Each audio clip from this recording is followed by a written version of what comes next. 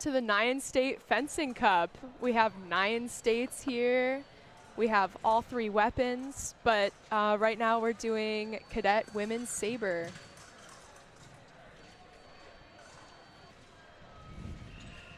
Yeah, fencing commenced a little earlier on some of the outer strips. This strip that we're looking at, or we're going to be looking at, is the main strip, where the final events will all take place. On the outer strips, we have currently going on the Y14 women's foil, as well as the Y12 women's epee. I think we have a third event as well. Yep, we have a men's event going on. My cards are not in order. Y14 men's epee as well. So there's about 100 kids waiting to go on the strip as we speak, in all 3 weapons. Hopefully they're all warmed up.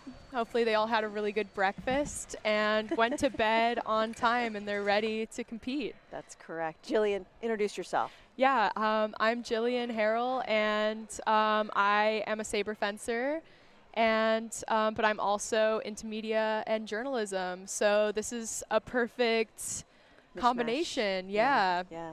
And I am Lisa Marsh. I am a former fencing mom. I'm a fencer myself, and I'm also a journalist by trade. Have picked up this cool fencing stuff because it's so interesting. It's so intricate. You think, oh, it's easy peasy. In, out, slam, slash. Not at all. Not at all. We are live. You said you're a former fencing mom? I would say once a fencing mom, always a fencing mom. I feel like when I see these little ducks around here, like I'm momming them a little bit here and there. Some of the younger kids in my club, because I practice often with the kids. But both of my children, they've moved on to other sports. How could you move on to another sport after doing fencing? I don't know. I think that COVID was hard for a lot of kids. Yeah. I mean, for my children, they picked other sports. Yeah. But I will tell you, they both do love fencing, and they are followers of mine, so that's good news. I think that we are getting ready for our first bout. This is Madison Duckett and Ainsley McKee. Is it Ainsley or is it Brinley? It's Ainsley. Yeah, it's Ainsley. Ainsley. So the McKee sisters, there are 2 of them. Ainsley and Brinley. Ainsley is the older of the 2. And they're going to start now. Refereeing is Bill Becker. Okay. So in saber fencing, if both people hit, they don't both get a point. It seems a little weird, but it's what we call right of way, because one person is usually attacking, meaning their arm or their feet are ahead. So a lot of these touches are in the middle, and Bill is really catching whose hand or foot is ahead, which is something that you have to be a really good referee to catch these little details. And I don't know if you noticed it in the last point, not this point, but the point before. It looked as though McKee was ahead, but Duckett gave her a parry, which meant she pushed away her blade and was able to get the touch. Now Duckett has taken the bout, which is excellent for her. So Duckett and McKee were first off because they are both from the same. They are both from the same club, Tim Morehouse Fencing. So usually club mates will fence one another first. Do you want to change these names? Yeah. So it will be Emily Zhang versus Isabella Favo. Yeah.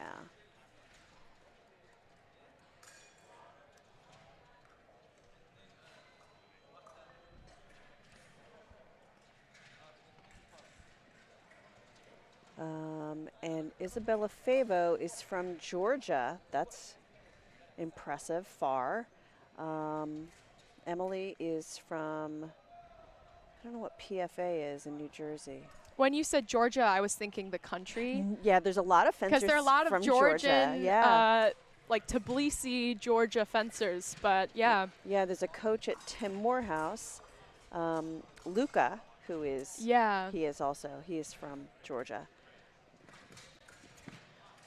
All right, so Zhang took the attack there, had the right of way.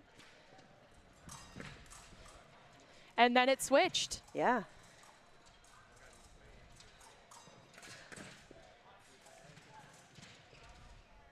I feel like pools often are like sussing out the other person, but at the same time, it's so extraordinarily important to get the points right off the bat.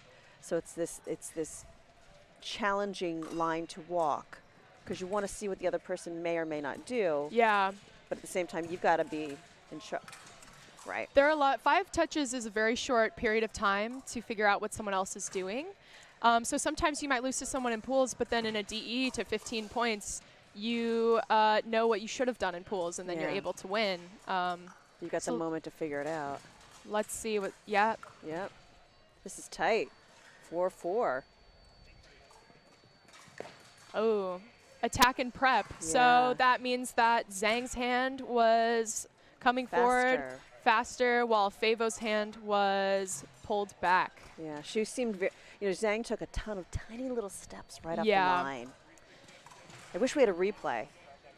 Yeah. I like that last touch because I think what Favo was thinking was that she could take a long attack, and so her arm was held back because she was thinking maybe the other person would pull her short and then she could keep going because that had been happening throughout the bout. But sometimes you have to do what is unexpected. But coming up, we have Lucy Krasowitz and Hannah Gugala.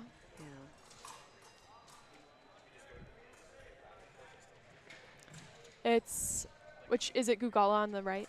I'm going to say, I can't say. I believe it is Gugala on the right. Okay. Because her name is smaller on the, see if I can see.